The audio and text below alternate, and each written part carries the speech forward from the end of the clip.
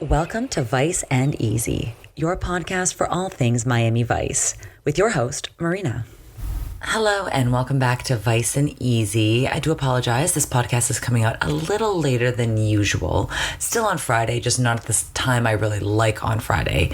As you can tell, I'm a little bit under the weather and it is no one's fault but mine.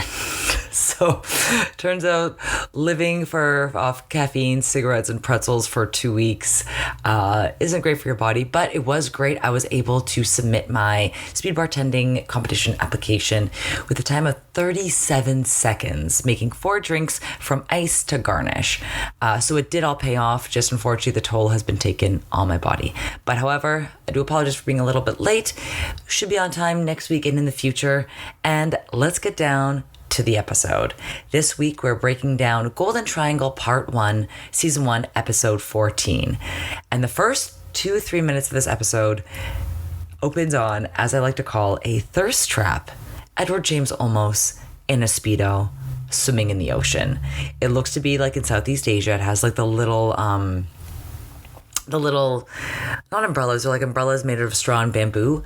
And obviously he runs into his wife while swimming in the ocean. He swims out to get her.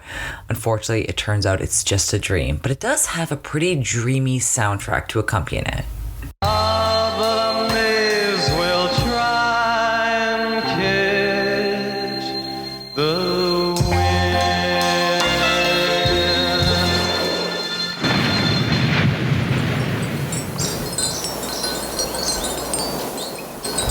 That song is called Catch the Wind by the Blues Project. And all the gifts, all the pictures you could ever want of Edward James Olmos swimming in the ocean, aka Selena's dad, you can see them on the Vice and Easy gallery at viceandeasypodcast.com. Or you can check in the descriptors of the show notes underneath the episode. All right, so as we open up, we're opening up at Castillo's house, which is actually this beautiful paradise of a house. Tons of leaves, tons of green, tons of shade. And then it looks to be like backing into a canal. And he has a little boat. It's this gorgeous house. I do not know how much Miami-Dade lieutenants get paid. I guess maybe he got a big payout from working for the government, which we'll get into later. But it's just this gorgeous, very zen, calming, tranquil place that you don't really see in Miami Vice a lot. Usually, it's kind of the opposite of lots of lights and neon glass blocks, all things that I personally love. So it is nice to see that Castillo's personality is reflected in his house and his decor and his styling choices. And I think that's very cool. And as we're at Castillo's house, Crockett and Tubbs come in. They want know a little bit more about what's going in. They offer to work and help to find his wife. However, Castillo declines. He wants Crockett and Tubbs not to do his own personal work. He wants them to focus on their own cases. And they press a little bit further in this next clip. If this Lao Li family is responsible for moving a third of the smack out of Southeast Asia, and he's here, then he's our business. And if your lady's part of his orbit, she's our business, too.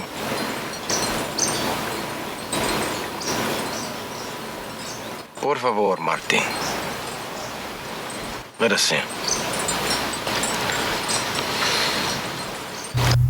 I really like that scene for a plethora of reasons. I really like the wind chimes in the background. It's very calming and soothing. Again, very befitting of Castillo's reserved personality and a man who definitely thinks before he speaks and doesn't speak unless the words really mean something, which is the complete opposite of me. And I really like Crockett and Tubbs trying to get to know their lieutenant better and really try to, as they say, let us in. They really want to help him and be there for him, but they can't do it unless he actually lets them in to help. So I thought it was a great scene all around. And as Crockett and Tubbs leave, Castillo kind of jokes, hey guys, call next time. Don't just show up at his house unannounced. And you'll see this, I don't know if it's a blocking or a director choice or it's specifically meant for that character. So Castillo's back is originally turned against Crockett and Tubbs as they're coming in, and we'll see this again in the episode. I think also this is very much a trope before cell phones, where going to deliver a message to someone had to be in person, and it was just a very stoic way of receiving news to have your back facing someone. I personally think it's a little bit rude, but of course it looks great on camera and on film. I don't think that was a day-to-day occurrence. And back at the precinct, our girl Trudy and her fabulous nails, which you can see I made a GIF of on the Vice and Easy podcast gallery. She's getting a little bit more background information. They're looking for a guy named Menton, who was one of Lao Li's top men, also worked for, as they say, quote unquote, the company, meaning the CIA. As we learn later, Castillo was working for the DEA. Actually, that's what we learned in Golden Triangle Part 1. So we're seeing that we have these two government agencies. And I don't know why they call the CIA the company. I guess we'll get a little bit more into that backstory as the series progresses. But let's go back to this. So they're trying to find a little bit more information. They're kind of getting a lot of red herrings. For example, they're getting like a consultancy business registered to a P.O. box in Washington. However, Menton and Lao Li weren't smart enough to cover all their tracks, as you can see in this next clip. If an agent never gets out of the company would know where he is. They don't even talk to themselves, let alone us. His consultancies may be a blind, but his home address sure isn't. I got it right here. How the hell did you find it? My extraordinary skill, the telephone book. And I think that's a great line for so many reasons. Sometimes it is just very easy to source information that you would think would be difficult. Like if this guy is going through all this work to cover his tracks and have shell company after shell company, hide his assets, launder all this money, and then you're posted in the phone book. And you could remove yourself from the phone book. That's very common back in the day when we had phone books. You could still remove your information online. So I thought that was very funny. Also, Crockett makes this great smirk that I also made a GIF of. I took a ton of GIFs, a ton of pictures, a ton of media. That was going to kind of be my mea culpa for releasing this episode late, was that I will just inundate you with tons of media from this episode. It's a very stylish episode. We even have old school Lamborghinis. We have tons of neon. I can't wait. I'm already doing the podcast for this episode. I'm still excited about what's to come. So that is a great feeling to have. And so now Crockett and Tubbs are tailing Menton, trying to find out, basically following him, picking up his dry cleaning, running his errands. They finally stop while he's at what could be a brothel. And once you see Menton, you are like, yes, this is exactly how I picture a white guy who, quote unquote, goes to Southeast Asia to do business. It is... I'm trying not to be mean, but it's exactly what you think of. Please go to the gallery right now if you are not driving. I think I'm going to make a shirtless pic of him the episode cover for this episode because it's just too funny, just too stereotypical. Well, they pick him up, they bring him back into the precinct, and boy, oh boy, do Castillo and Menton have some old business to take care of in this next clip. Who ratted my team out? Castillo, your problem was you never knew when to back off. You DEA bozos wanted to interdict opium at the source. Fine. Interdict anybody's opium you want. But we told you, do not interdict Lao Li's opium, because his junk was financed by politicians in Bangkok, because we needed to keep them clowns happy. But no, not you. You're by the book on the straight and narrow and willing to compromise our political interests just to knock over a little bit of number 3. Quick note, if you're wondering what interdict means, just because it's not a commonly used word, it is very much more of a legal word. The definition of interdict is to intercept and prevent the movement of a prohibited commodity or person. So in this case, it makes 100% they're interdicting the flow of the drugs, whereas normally you'd say interject or stop, other words. So interdict, that is our new word of the day. There are lots of words of the day with this episode. I was actually very impressed with the vocabulary used for Golden Triangle Part 2. So Menton keeps going a little bit further, saying that, people who are going to do smack and heroin are going to get it wherever they're going to get it, whether it's Lao Li's, whether it's coming out of China, and kind of just keeps going and going and going. Castillo says that tons of opium were coming from the mountains. And then this is where Menton goes off in this next clip. What does make a difference is the opium your people busted caused political problems for us in Thailand. And in case you ain't boned up on recent history lately, that happens to be the last piece of real estate we got access to in that part of the world. You want to know who ratted you out? I did. I ratted you out, you arrogant bastard. You set up to ambush the caravan. I give them your position, your strength, and they hit you from the back. Marty? Lieutenant! Let him go. So that struggle that you hear at the end of that clip, that is Castillo choking out, rightfully so, choking out Menton and being pulled off by Crockett and Tubbs. Once it kind of cools down a bit, he asks where Lao Li is hiding and where his wife is.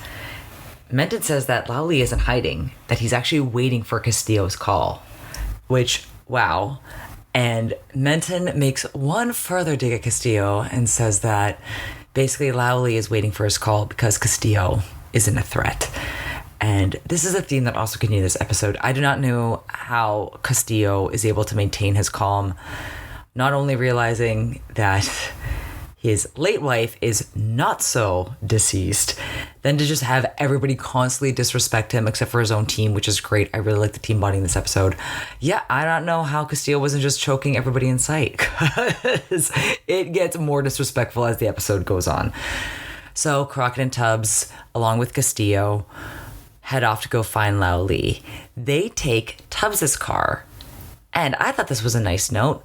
Look who's offering to let Castillo sit in the front. I was trying to stop was a Class A violator, General Lao Li. I'll get in the back. That's really nice. That's a really nice gesture from Crockett. I know that Crockett he's not arrogant at all. Crockett isn't self-centered, so I just thought that was just a nice reminder. Just watch him offer to let Castillo sit in the front. He's not even driving. I love it. I love this episode. So Castillo explains a little bit more about the backstory, that the Golden Trial refers to the opium scene, and explains a little bit more about the ambush. Basically, that's someone he worked for. Oh, sorry, a bright just fell on my lights and I could hear it from outside. That a man that he worked with for 3 years died in his arms. When they weren't sure if he was killed, they grenaded his house, so he ended up thinking that his wife had died in the bombing, and then she thought that he had died in the ambush. And so, thinking that he was a widower, he left Thailand 5 years ago and came to Miami. And overhearing this, Crockett is just appalled that 2 American government agencies, the CIA and the DEA, remember, Menton his company, he's CIA, Castillo was working with the DEA, would do that to one another. And Castillo has an excellent response. You were working for the DEA. Both American agencies. Different objectives. Man, it's nuts. No, it's not. Southeast Asia. Let's go. And that quote is just very visually satisfying. It's the exact same second when he says, let's go, he puts his wayfarers on. Ah, lovely. And again, I am no historian by any means. I only have a BA in history. However, I did research a lot about American government agencies abroad. I'm going to put it that way. So I am not at all surprised that this happened between the CIA and the DEA, or that any shady operations would happen on foreign soil with American government agencies. However, let's carry on. We have now headed to the outskirts of Miami. We are meeting on a long pillar of dirt with a fancy limousine and Tubbs's coup de ville with some high-rises, not even that many high-rises, like kind of mid-rise office buildings in the background. I have no idea geographically where it's located. I'm sure that obviously 40 years ago, everything has changed in Miami. Similar to other cities, even like Los Angeles, Toronto, a picture from 40 years ago, you could pinpoint where it is, but all those buildings will have been demolished. New condos would have been put up. New buildings would have been put up, and so forth and so forth. But now is his time to meet with Lao Li. And wow, Lao Li, incredibly erudite, incredibly scathing. So much respect for this man. Listen to this next clip. A narrow, moralistic perspective. That is why you will always be a local policeman. And that is why I can move 28 people, have trust accounts in more countries than you have fingers and toes, and why I am able to come into your city when I want to, under the protection of one of your federal agencies, and you can't do a thing about it. And if someone should steal my hubcaps, I'll demand that your little police department find them and bring them back. Oh man. Again, I do not know how Castillo was just not choking everybody in this episode. I would just cry if that happened to me. I would be just so hurt, so despondent. But again, I am not Castillo. I'm not made of steel. This is why we respect Castillo, and this is why he's one of the best characters on Miami Vice. Because he knows how to play this game. He is playing chess. He is not playing checkers. It's also funny that Lao Li, he jokes that he's not here in Miami to do any harm or break any laws. He's here to retire. Isn't that what people do in Miami? I thought that was very clever. However, in addition to being strong and being able to take any harsh thing that comes his way, Castillo also knows what's up, and he presses Lao Li on why he brought Mei Ying, his wife, here to Miami. I brought her here out of benevolence. So that I wouldn't come for you. Out of fear you'd harm her. I intend harm to no one. It is against the law. I don't believe you. What you believe and don't believe is your problem, isn't it?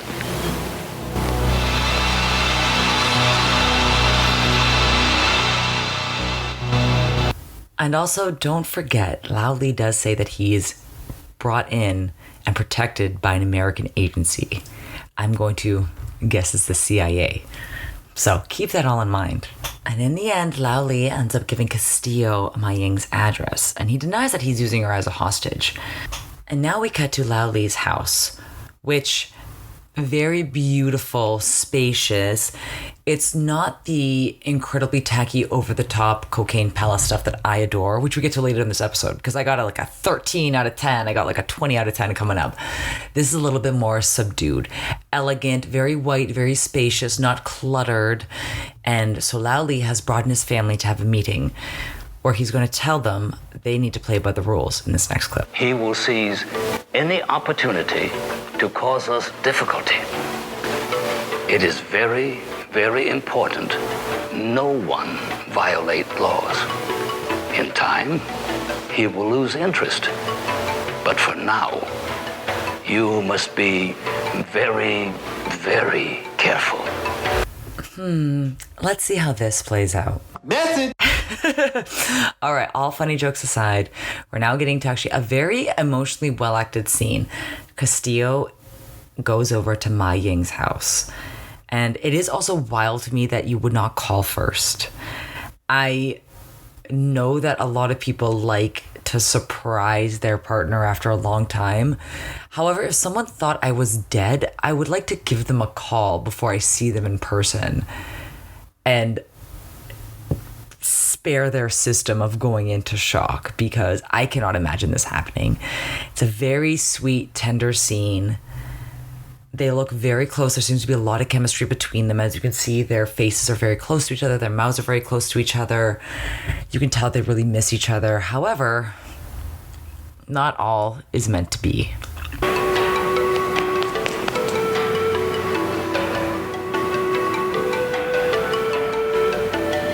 He's my son. I'm married now. It is a very poignant, beautiful scene.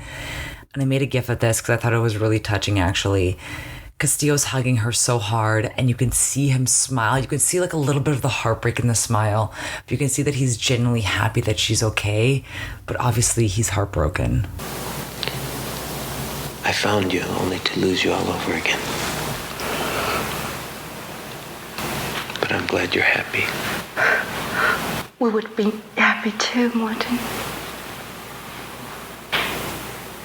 Ooh, this is so tough. And at this point in the scene, they're sitting on the couch, holding each other's hands, leaning in very close to one another. The husband obviously is not around. And I would not even know how to navigate if someone who I thought was dead, if my husband who I thought was dead had just come back to surprise me by knocking on the door. I do not know how I would react. And they both thought each other was dead. This is it. They both moved on because they thought there was never any chance. They both thought they had lost their partner. So I understand the closeness. I understand the affection, because you never get to say goodbye in those chances. And this is a chance that unfortunately they have to reconnect a little bit, but unfortunately it's not to the way that they want it to be. You know, she's married with a child, and Castillo is an honorable man, is not going to go against that. And so after that beautiful scene, we are once again reunited with the spoiled grandchildren of Lao Li, who, surprise, surprise, did not listen to their grandfather at all. The grandfather, who I assume is bankrolling all of their fun car, their fun outfits. The car I was able to ID, that is a Lamborghini Countach. It's Contauch. I'm going to look to see if I am pronouncing that correctly, because it sounds very weird to say. Countach. There we go. That sounds a little bit better. It's not at all, maybe it's not pronounced the way it's spelled. It's a very cool car. It has the pop-up doors. Very cool. Obviously I made a gif of it. So surprise, surprise, they go into a restaurant and they're making a deal. They're making a deal about a 50-kilo shipment. So obviously they're going to be law-abiding citizens throughout this entire episode.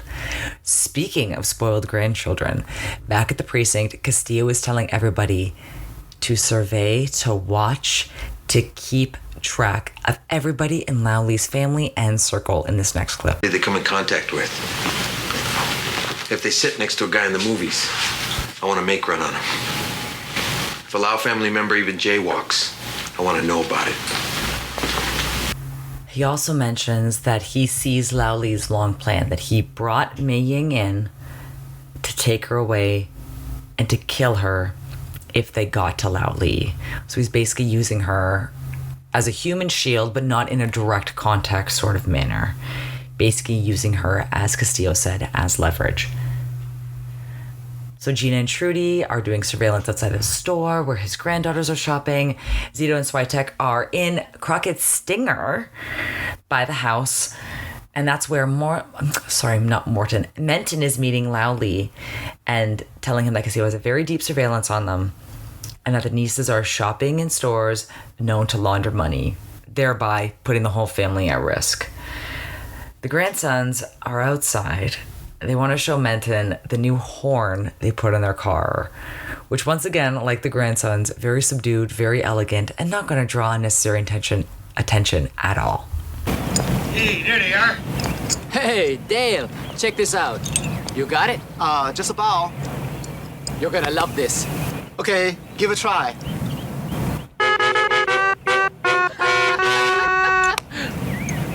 Isn't that great? Yeah, it's great. It's not too smart. Take it off. This kind of thing only attracts attention. This is Miami, not Hong Kong. This is not your playground. Okay, not to switch subjects, but actually speaking of Hong Kong, when I was watching this episode, I was like, these accents don't sound Thai. They don't sound real either. However, so I did a little bit of research. The two grandsons, both born in the United States, again, and the actor that played Lao Li was born in China, which makes sense because when I hear Lao Li speak, I very much get that Hong Kong cadence and that very advanced vocabulary and grammar. There's this joke that Russell Peters had where people from Hong Kong speak better English than us.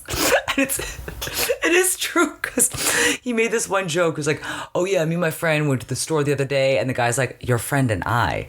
And I was like, exactly. Like, it's kind of like talking to Germans and Dutch, where you're speaking English, and their English is so much more advanced and grammatically correct than yours. You're like, oh, maybe it's time to go back to the drawing board on this one. So that's why I want to do a little bit of recon on the actors and see where they were born from. Obviously, this episode does contain some offensive stereotypes that I did not include in the recordings. There is one joke that I did include that has aged a little bit poorly, but I was trying to be a little bit sensitive and not put anything too harmful out there. I do think it is funny to look back at these clips and what we thought was cool or funny or avant-garde at the time and look back at them in the lens of now 2022. But however, when it gets like a little too Mickey Rourke and Breakfast at Tiffany's, I don't want to put that out there on my podcast. And now we switch scenes. Now we're at the super iconic group dinner scene. I took a million gifs and a million pictures. You'll definitely see this on the Instagram and the TikTok. It's basically the long shot with a neon square window frame in the background.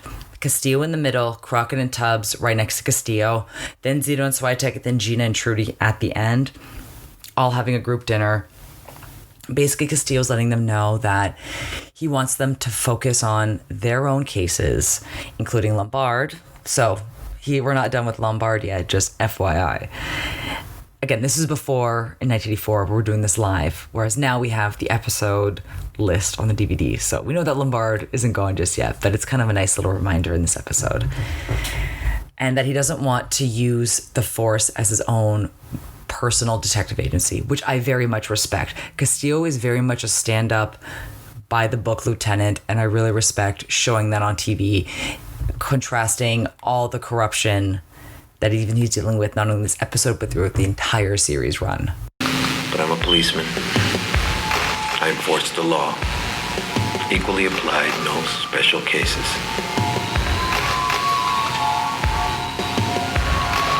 Maybe it sounds naive, but it's all I've got. It's what I believe in. And it's who I am. Then what are we talking about?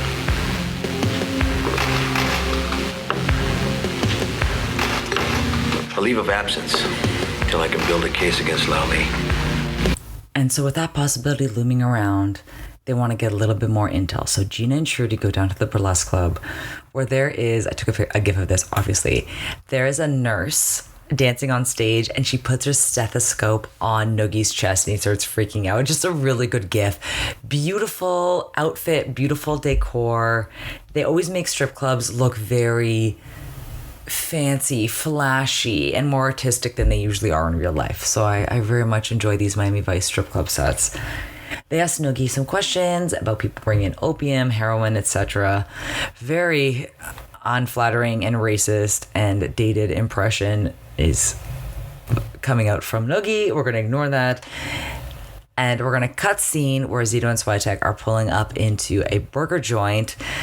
They're putting on the bug glasses, the bug sign on their undercover van, and some really boring bug jokes. But they're there to meet Noogie, and Noogie greets them in probably the funniest Noogie line I've ever heard. Hey, but ain't Yogi and Boo Boo come to fill their picnic basket. Oh my god. Honestly, it fits. Yogi and Boo Boo metaphor fits. Oh my god. So Noogie ends up kind of giving them actually quite a solid tip. He mentions the name Howie Wong and mentions the restaurant, mentions that there might be a little bit more of an opium trade going on than first appears to the eye, that some might be rolling in. The quotes, streets have been humming. Zito and Switek then pull up to the restaurant and surprise, surprise, the very subtle, low-key Lamborghini is parked outside. And speaking of things that have aged poorly and quite racist, here is Zito and Switek's response. Well, the Noog man came through. Yeah, let's get him a solid gold egg roll. I need a noise that is akin to DeSimero's problematic light, but that is not still a problematic light because that's exactly what I want to use for some of these clips, but I don't want to plagiarize from DeSimero. And so after the grandkids speed off, Zito and Switek go into the restaurant. They're looking for Howie Wong. Howie Wong makes a joke that people usually mistake him for Robert Redford. They show their badges. And because Howie Wong already has a previous record, they bring him in. And guess who's excited to see him at the precinct? None other than James Sonny Crockett. Hello, Howie. How are you, babe? How's the restaurant business? Here it's getting a little hot in the kitchen. Howie's got a hell of an interesting story, Lieutenant, and he's real anxious to tell it. Isn't that right, Howie? Bring him in the room.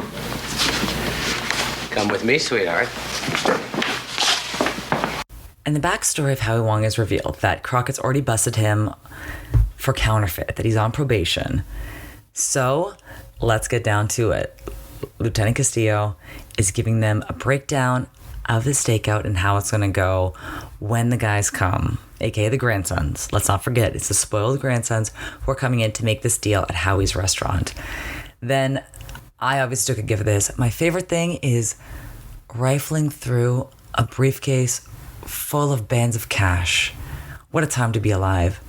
And as they're looking through this briefcase full of cash, the deal's about to go down. Guess who interrupts the party? Of course, it's the Vice Squad. They all come in, guns blazing. Shootout occurs. The two grandsons try to run out at the front of the restaurant. They're stopped by Crockett and Tubbs, and about looks to be like 4 police cars. Like, looks to be like a very big stakeout. I'm very surprised they didn't hear everybody pulling up while they were in the back of the kitchen. They're taken in. Also, please go, I think I took a gif of this as well, of their hair. It's very Flock of Seagulls, where you kind of have the bangs down in the middle, and then you have the sides flipped up into like one giant curl that's held by gel. So that was very apropos of the time. Very much a time capsule, this episode. Not only just the entire series, but this episode especially, because we're not even there yet. We have way more to get through. Now we're going to Lao Li's house, where Castillo and an unnamed gentleman are taking a clear glass elevator. Yes, just like the house in Scarface, where Elvira comes down. Clear glass elevator to deliver the news to Lao Li. Even better, once again, I mentioned the trope of standing and having somebody come whisper bad news into your ear while you're still looking off into the distance. This happens again. Lao Li is getting the news that he has visitors, and not just visitors, it's the lieutenant of the Miami Vice Force. He's coming in to let him know that his grandsons have been arrested. And Lao Li kind of plays it cool, but you can see he's seething. I took a gif of him gripping the cane. It kind of reminds me of the Arthur meme of just like the clenched fist. So you can tell he is seething. So not only have his spoiled grandsons done something stupid, foregone all the advice they've been given, they're putting him and his family in hot water and did the one thing he told them not to do: break the law or violate the law. And then obviously worrying about the safety of Mei Ling, Castillo goes back to the house, surveilling. He's on lookout on his feet. Tells the guy that no one goes in, no one goes out. Then we cut to 15 out of 10 Cocaine Palace. This is Menton's place. I cannot get over it. I don't even know if I can describe everything. There's white statues. There's glass blocks. There's neon underneath the steps. So, you know, the vertical part of the step, it's clear and you can see the neon lights, like the neon pipes underneath it. What else is there? There's a state-of-the-art sound system. There's doors leading into the bedroom. There's silk. There's a glass table, obviously, with empty bullet full of cocaine. What else does this condo have? It's honestly just missing like a hot tub in the corner, and it would be a 20 out of 10. I cannot get over this. It's my favorite thing in the world. And a Miami Vice fan page asked this week, like, oh, do you think glass blocks are tacky or glass blocks are cool? I was like, this condo is my life, because they put a picture of Menton's condo on there. I was like, this is my life. Like, this is all I aspire to have. But unfortunately, I was just born too late to really get into this architecture. Obviously, I could bring it back. You know, it's never too late to bring it back. And so Crockett and Tubbs are like slowly walking their way up to the door. There's a great scene where they can hear people laughing in the bedroom. So Crockett and Tubbs start laughing, and then Tubbs puts his finger to his mouth going, shh. Just a great picture. You can see a lot of chemistry. They both look super happy. They're smiling. Incredibly handsome. I just thought it was a great picture of Crockett and Tubbs. They bust open the door. Once again, our boy Menton, our white guy doing business in Southeast Asia, naked on a bed with 2 girls, another guy, silk sheets, lights in the background, champagne glasses. Just what a wild ride. So thankfully Menton does put on a robe, but the robe doesn't cover him, so you can still see his belly and his hairy chest. My apologies to the actor who played Menton. Like, I know this is why he was cast, but it's still not the light that I would want to be shone in front of millions of people for years to come on network television. So they're giving Menton some bad news and good news at the same time. Good news for them. That 2 of his associates have been busted and picked up on charges. Menton, again, blows it off, thinks that he's untouchable. Where Crockett and Tubbs kind of bring him down to earth and mention my favorite statute, the RICO statute. Been out of the country too long or what? Haven't you heard of the Omnibus Crime Bill of 1984? Surely you're aware of the RICO statutes. See, what we're gonna do, buddy, is we're gonna associate you to these 2 guys and their little drug deal, you see. And then we're going to show receipt of IGG, ill-gotten gains.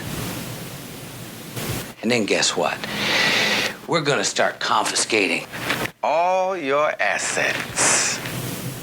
Correction for those of you listening at home, it was actually the Omnibus Crime Bill of 1968, not 1984. I think they just kind of said that for effect to kind of rub it in that, you know, this episode was taking place in 1984. And like I mentioned before, this is actually what happens with RICO, is that they have the right to confiscate all your assets that could have been purchased with funds that were obtained illegally. And organized crime, it's also a way to get people to snitch on other people faster, because you take away their assets, you take away their ability to get a good lawyer, they're much more willing to speak. And as they're leaving, Crockett kind of makes a little kiss and a little wave, and I made a gif of that as well. Just an amazing apartment. And this is also when Crockett unscrews the fake bullet, or like the fake capsule with cocaine, puts the cocaine on the table and blows it away. Rico standing right next to the sound system. It is just, I should have just made like a 5-minute YouTube video of just this apartment. Maybe I could do that. That'll be my project. Since I owe you guys a little bit more content, since I'm delivering this late today, that's what I'll do. That's how I'll get working on that. Now they're back at the precinct. We have what I assume is either the DA or the DA's assistant. She's dressed very beautifully in like a blush pink suit with, I hate using this word, but it's what's called a pussy bow. It's kind of like a scarf. Looks very elegant. And she says that she's put forth a no bail motion, and because of who the kids are, it's going to be easy to grant, because, you know, you have spoiled children making drug deals who have the money and the means and the passports and the fake passports to escape and evade the law. So she wants to put the no bail motion in place. However, Castillo doesn't agree with this, which shocks everybody in this next clip. Don't enter a no bail motion. What? Aren't you going to use those two for leverage against Lao Li? No. Retract the motion. Sure. Now, without giving it away, I kind of could see where this was going. So they have Menton, who is now going to be willing to work with them, thereby using a wire. So keep that in mind. So why do they want the grandkids on the street and not in jail? Again, think about who they're after. They're going after Lao Li. They're not going after the grandson specifically. So keep that in mind as we get through the rest of this episode. And speaking of the grandsons, they're being put into a car by goons. I just put goons. I should have said hired goons to really make it a Simpsons reference. Hired goons. Put into a car and brought to a warehouse. This is also where Menton is. And remember, Menton is the one who's wearing a wire. Wink, wink. Don't forget this. And naturally, Lao Li is extremely upset. Not only have his grandkids compromised their own safety, but his safety and the safety of his family. And also given more ammunition to Castillo and the rest of the Vice Department. Lao Li is not happy. You have compromised the whole security of this family. What do you have to say? Hey, who the hell are you to preach to us, old man? You made your fortune. You built your dynasty. It's our generation's turn. Why can't we create our own? Huh? Tell me. You speak to me this way? You are rebellious because you've broken your filial obligations to me. Therefore, my paternal benevolence towards you ends right now. Take them. Kill them. My paternal benevolence towards you ends now. That is an amazing quote. And like I said, the very educated vocabulary just adds more credence to how scary and powerful this man really is. Love it. I could see this coming from a mile away. And I'm not saying that to brag. I was just like, he's going to have them killed. They completely disrespected him. They put everything in jeopardy. They didn't want to listen to advice. They're donezo. So, however, they don't get killed. They're just going to get brought off to be killed. Vice Squad comes in, shootout, takes them down, save the grandsons, and guess what? Now they finally have Lao Li where they got them. Guess who's also going under with them? Wrong! You broke the law. This is Miami, Menton, not Asia. Love to see it. Love to see somebody as slimy as Menton get exactly what he deserved. Now, I'm going to play this clip of Lao Li and Castillo's exchange because I think it is incredibly interesting to hear how they think about each other from this perspective. You knew I would go to any length to not break the law. Including attempting to commit murder. Old enemies come to know one another very well over the years. And there comes regard, even for an adversary. Really? Yes. Maybe our relationship will continue. The adversarial part? Ooh, I really want to highlight that as well. I can see what Lao Li is saying, that he wants the relationship to continue. Thereby, he wants to work with Castillo, bribe him in order to get back out. That's how I'm interpreting it. I'm not sure if that's how you interpret it. That's how I'm interpreting it.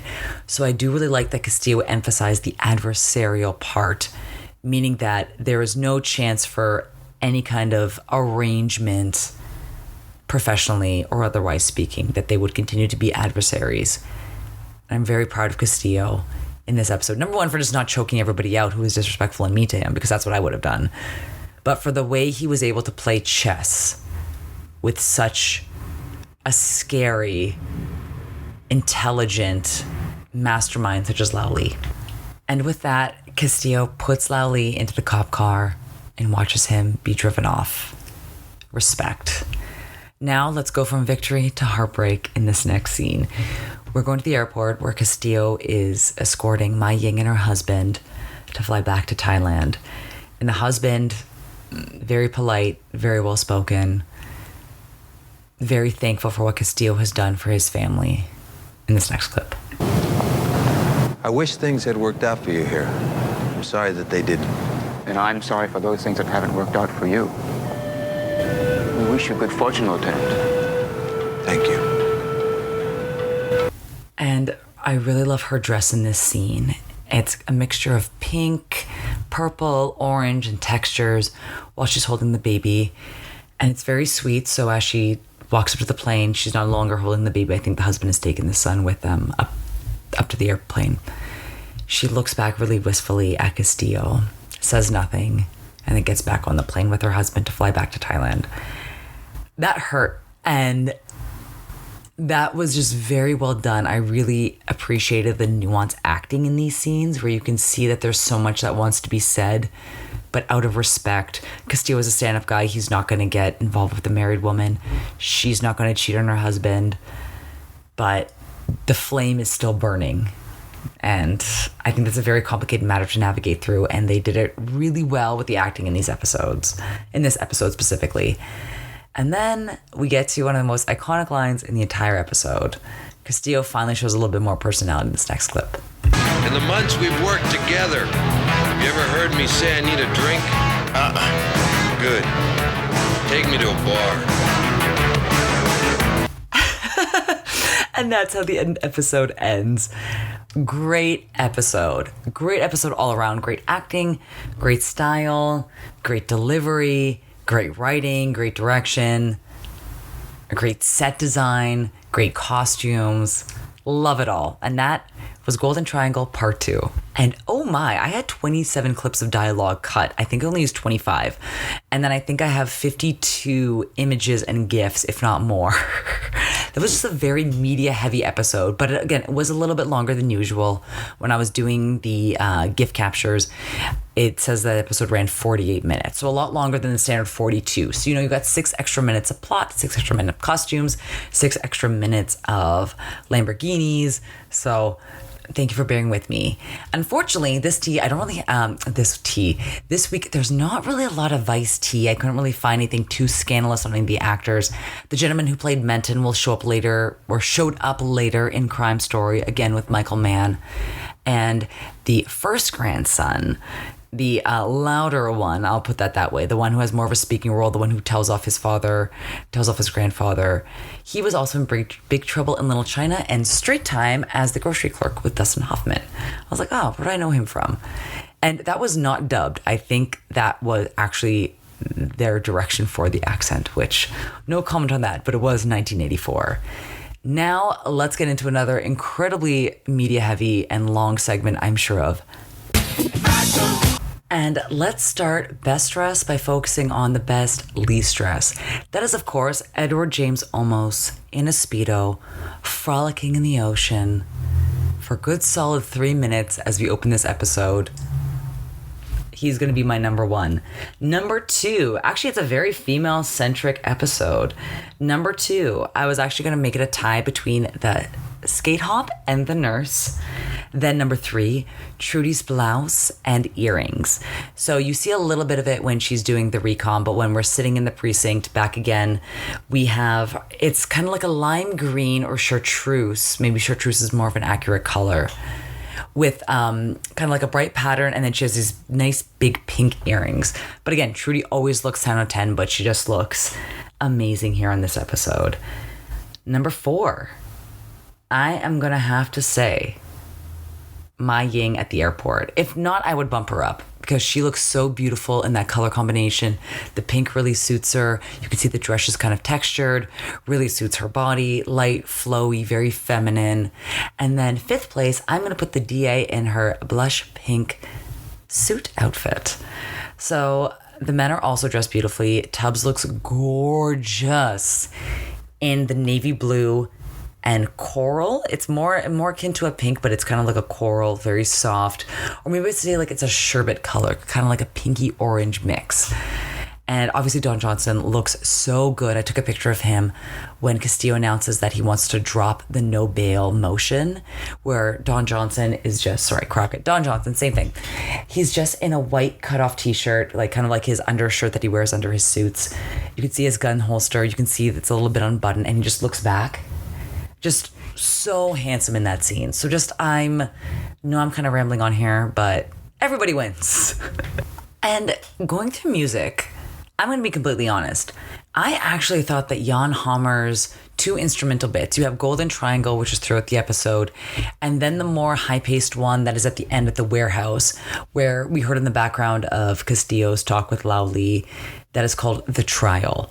I thought those were way better than any of the songs used in the episode. None of the songs in the episode were top 40, so they're not songs that you would instantly recognize. As much as I did like that the intro song, Catch the Wind, where EGO, Edward James Olmos is walking into the sea and swimming and his little thirst trap.